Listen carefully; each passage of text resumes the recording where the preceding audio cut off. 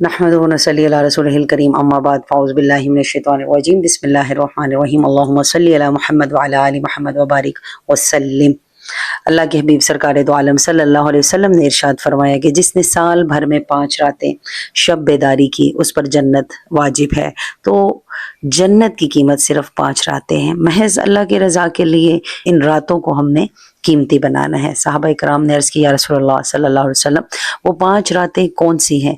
तो आप अलैहिस्सलाम ने फरमाया, पहली रात 15 शाबान की रात है, दूसरी रात ईद उल फितर की रात है, और तीसरी, चौथी और 5वीं रात ज़िलहज्जा की रातें यानी हज की 8, 9 और 10 की रातें हैं। इन रातों को कीमती बना लें और इन रातों में इबादत के ज़रिए, शुक्रगुजारी के ज़रिए, ज़िक्र अस्कार के ज़रिए, इस्तग़फ़ार के ज़रिए अल्लाह रब्बुल इज़्ज़त को राज़ी करने की हमने कोशिश करनी है। आज हम ये सुनेंगे कि हमने इन 10 दिनों को कैसे गुजारना है। ज़िलहज का जैसे ही चाँद नज़र आए तो हमने कौन से आमाल करने हैं। यूट्यूब पर आपको धड़ाधड़ बेशुमार बेतहाशा वज़ाइफ अब तक मिल चुके होंगे और आ भी रहे होंगे कि ये पढ़ो तो ये हो जाएगा, आपका काम हो जाएगा, फ़ौरन हो जाएगा। लेकिन मेरे सुनने देखने वालों को अल्हम्दुलिल्लाह इतनी अवेयरनेस तो आ गई है कि हमने पढ़ना क्या है और किस तरह से हमने अमल करना है, अल्लाह को राज़ी कैसे करना है। तो ये दिन इतने बरकत वाले दिन हैं, रूहानियत वाले दिन हैं, आमाले कबूलियत के दिन हैं।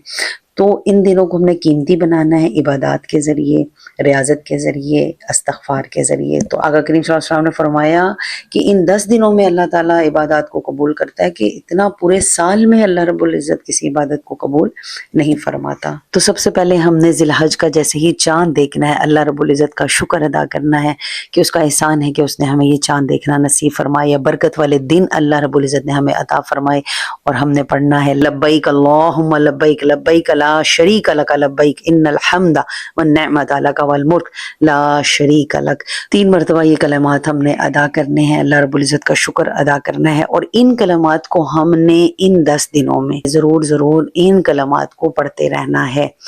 तो यकम ज़िलहज से 10 ज़िलहज तक हमने इन कलमात को पढ़ना है और बार बार दोहराना है।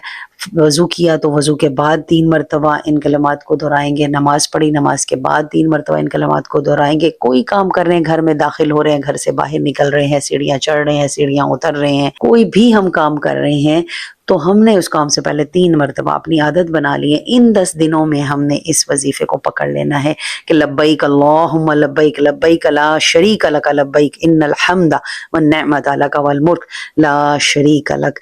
तो बेशुमार बरक़ात हैं इन कलमात में, ज़रूर अदा करें और बेतहाशा अजर व सवाब हासिल करें।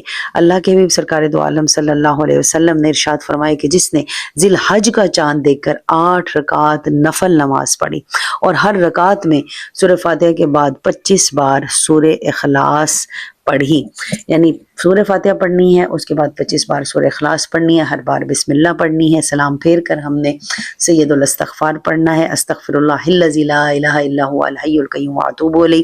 फिर तीसरा कलमा 70 बार सुब्हानल्लाहि वल्हम्दुलिल्लाहि वला इलाहा इल्लल्लाहु वल्लाहु अकबर वला हौला वला कुव्वता इल्ला बिल्लाहिल अलिय्यिल अज़ीम। और उसके बाद सूरह इखलास जो है वो हमने 80 बार पढ़नी है। तो जो भी ये अमल करेगा, यानी यकम ज़िलहज से 8 ज़िलहज तक जो भी ये अमल करेगा उसे अल्लाह रब्बुल इज़्ज़त क्या अता फरमा रहा है? अल्लाह रब्बुल इज़्ज़त उसको 70,000 साल की इबादत का सवाब अता करेगा।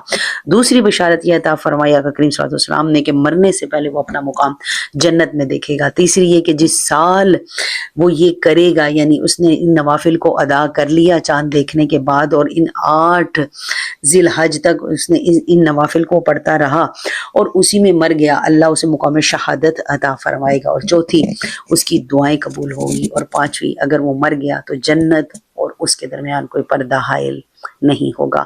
तो इन 10 रातों और 10 दिनों को बहुत ही ज़िक्र अस्कार में गुजारना है। ये दिन रातें अनवार व तजल्लियात की रातें हैं। خوب خوب اللہ کا ان خاص دنوں میں انوار و تجلیات کا ظہور ہوتا ہے، اور ان دنوں میں روحانیت زوروں پر ہوتی ہے۔ تو یہ بات ہم نے یاد رکھنی ہے کہ جب روحانیت زوروں پر ہے تو شیطانیت بھی زوروں پر ہوگی۔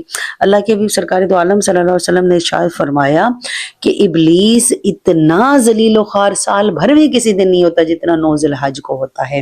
یعنی اللہ رب العزت اپنے بندوں کے گناہوں کو معاف کر رہا ہوتا ہے، اپنے بندوں کو بخش رہا ہوتا ہے، عطاؤں پر عطائیں ہیں، مغفرت کی بارش ہے، اللہ اپنے بندوں کو پاک فرما رہا ہوتا ہے، اور دوسری طرف شیطان اپنے سر پر خاک ڈال رہا ہے، ذلیل و خوار ہو رہا ہے۔ تو اس نے یہاں پوری کوشش کرنی ہے کہ میں پھر ان بندوں کو بہکاؤں، پھر انہیں اپنے رستے پر چلا دوں۔ تو اس لیے ہم نے بہت کوشش کرنی ہے کہ جہاں ہم اوراد و وظائف کر رہے ہیں، جہاں ہم نوافل پڑھیں گے، جہاں ہم تکبیرات پڑھیں گے، اس کے ساتھ ساتھ ہم نے باقی لوازمات کا بھی خیال رکھنا ہے، یعنی صدقہ خیرات کرنا ہے، ہم نے اپنا اتارا کرنا ہے، خوشبو دار رکھنا ہے اپنے ماحول کو، اپنے گھر کو، اپنے جسم کو پاک رکھنا ہے، غسل کا خیال کرنا ہے۔ خاص الخاص ان 10 دنوں میں ہم نے ان سب چیزوں کا بہت زیادہ اہتمام کرنا ہے۔ اللہ رب العزت نے ماہ ذی الحج کے پہلے عشرہ کو ایام حج اور ایام تشریق کے ذریعے جو ہے فضیلت بخشی ہے۔ اسی لیے آقا کریم صلی اللہ علیہ وسلم نے ارشاد فرمایا کہ جس نے ایام ذی الحج میں کسی بھی دن کا روزہ رکھا، اللہ اس کو سال بھر کے روزے رکھنے کا ثواب عطا فرمائے گا۔ جہاں نوافل کا ثواب ہے وہاں روزے رکھنے کا بھی ثواب ہے۔ اسی طرح آقا کریم صلی اللہ علیہ وسلم نے ارشاد فرمایا کہ جس نے ایام ذی الحجہ میں کسی بھی رات کو قیام کیا، عبادت کی، اللہ اس کو گناہوں سے یوں پاک کر دے گا جیسے اس کی ماں نے آج ہی اسے جنا ہے۔ آقا کریم صلی اللہ علیہ وسلم نے فرمایا کہ جو ذکر و فکر میں رہا وہ ایسے ہی رہا گویا اس نے حج یا عمرہ کی سعادت حاصل کر لی، اور کسی نے 2 رکعت نماز نفل ہی پڑھ لی ان راتوں میں تو اللہ اسے مقام ولایت اور مقام صدیقیت عطا فرمائے گا، اور روزہ رکھنے پر اللہ رب العزت اسے فرشتوں جیسی عبادت کا اجر عطا فرمائے گا، اور پھر جو صدقہ خیرات کے ذریعے اللہ کی مخلوق کو راضی کرتا رہا اللہ اس کو اجر عظیم عطا فرمائے گا۔ تو آقا کریم صلی اللہ علیہ وسلم نے فضائل جو ہے ماہ ذی الحج کے پہلے 10 دنوں کے عطا فرما دیے، روزے کے ثواب اور پھر نوافل کا ثواب، دوسرا صدقہ خیرات کا ثواب، ہر طرح سے آقا کریم صلی اللہ علیہ وسلم نے ہماری رہنمائی فرمائی۔ آقا کریم صلی اللہ علیہ وسلم نے ارشاد فرمایا کہ جس نے 8 ذی الحج کی رات کو ذکر و فکر میں، عبادت و تلاوت میں گزارا اس پر جنت واجب ہو گئی۔ یعنی 8 ذی الحج کی رات کو بھی کس طرح سے ہم نے عبادت کر کے اپنی رات کو گزارنا ہے۔ اگر چاند رات کے بعد یعنی آپ نے چاند دیکھا ہے تو ایک تو چاند دیکھ کر ہم نے نفل، وہ نوافل جو آپ کو میں نے شروع میں بتائے ہیں، وہ چاہے تو آپ چاند دیکھ کر پہلی ہی رات ان کو ادا تو کریں گے ہی، چاہے تو آپ انہیں ہر رات کو ادا کریں یا ان 10 دنوں میں ایک دفعہ ہی ادا کر لیں، تو ضرور ضرور کوشش کریں، اپنی دعاؤں کو قبول کروانا ہے، اپنی حاجات کو پورا کروانا ہے۔ اللہ رب العزت سے وہ دعائیں جو ہم چاہتے ہیں کہ ہماری قبول ہو جائیں، اس کے لیے بہترین دن ہمارے پاس ہیں۔ ضرور ضرور کوشش کریں کہ ان دنوں کو ہم قیمتی بنا لیں۔ پھر 8 ذی الحجہ کی جو رات ہے اس کو ہم نے کیسے گزارنا ہے، اسے بھی ہم نے ذکر فکر میں، تلاوت میں جو ہے گزارنا ہے۔ اس میں آقا کریم صلی اللہ علیہ وسلم نے کیا فرمایا کہ 16 رکعت نوافل ہیں جو اس میں ہم نے 8 سلام سے پڑھنے ہیں، تو ہر رکعت میں 15 بار یہاں سورہ اخلاص پڑھیں گے۔ ان ایام میں زیادہ سے زیادہ ہم نے 8، 9 اور 10 کی رات کو ہم نے تلبیہ پڑھنا ہے۔ ان چیزوں کا بہت زیادہ اہتمام کرنا ہے کہ جتنا ہم تلبیہ پڑھیں گے، میں نے شروع میں بات کی، بہت زیادہ تلبیہ کا اہتمام کریں، اٹھتے بیٹھتے چلتے پھرتے پڑھیں۔ اور پھر یہ نوافل کہ 16 رکعت نماز نفل پڑھنی ہے، ہر رکعت میں ایک شہید کا ثواب اللہ رب العزت عطا فرمائے گا۔ ان 16 رکعت میں جتنی بھی ہم نے صورتیں پڑھی ہیں، اللہ ہر صورت کے بدلے جنت میں ایک محل عطا فرمائے گا۔ اب صورت ہم کیا پڑھ رہے ہیں؟ سورہ اخلاص پڑھ رہے ہیں۔ تو آپ علیہ السلام نے فرمایا کہ جیسے 16 رکعت نماز پڑھی، 16,000 سال کی عبادت کا ثواب اللہ رب العزت عطا فرمائے گا۔ ایسے عابد کی عبادت کا ثواب جو دن میں روزہ اور رات عبادت میں گزارتا رہا۔ تو ضرور ضرور ان نوافل کا اہتمام کریں، اللہ رب العزت ہمیں توفیقات عطا فرمائے۔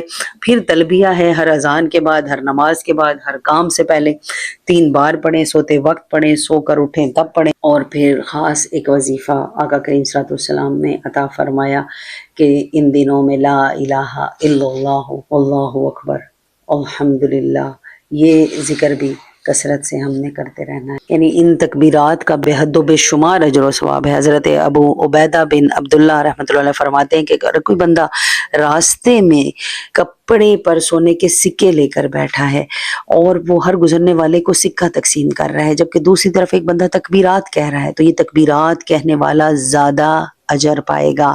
تو تکبیرات کیا ہیں؟ اللہ اکبر، اللہ اکبر، اللہ اکبر، لا الہ الا اللہ واللہ اکبر وللہ الحمد. تو 9 ذی الحج کی فجر سے لے کر 13 ذی الحج کی فجر تک ان کلمات کو پڑھتے چلے جائیں. اللہ اکبر، اللہ اکبر، اللہ اکبر، لا الہ الا اللہ واللہ اکبر وللہ الحمد. اللہ رب العزت ہمیں زیادہ سے زیادہ ذکر اور شکر کرنے والوں میں ہمارا شمار فرمائے.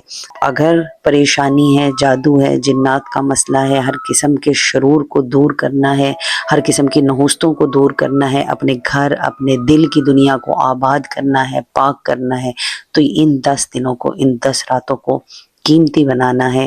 خوب ہم نے اللہ رب العزت سے اپنی دعاؤں کو منوانے کا جو اللہ نے ہمیں ایک بہترین دن عطا فرما دیا ہے، ایک ذریعہ عطا فرما دیا، تو ہم نے اس سے فائدہ اٹھانا ہے. تو ہر طرح کی پریشانی کو دور کرنے کے لیے مالی تنگ دستی ہے، اور ہمارے کاروباری مسائل ہیں، ہمارے گھریلو مسائل ہیں، بے شمار مسائل میں الجھی ہوئی دنیا ہے. ہر طرح سے، ہر مسئلے سے نجات پانے کے لیے بہترین اعمال آپ کی نظر کر دیے.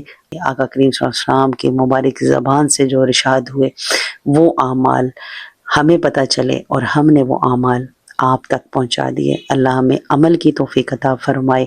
اللہ ہماری دنیا آخرت کو، قبر حشر کو بہترین بنائے. آمین بجاہ نبی کریم صلی اللہ علیہ وآلہ وسلم.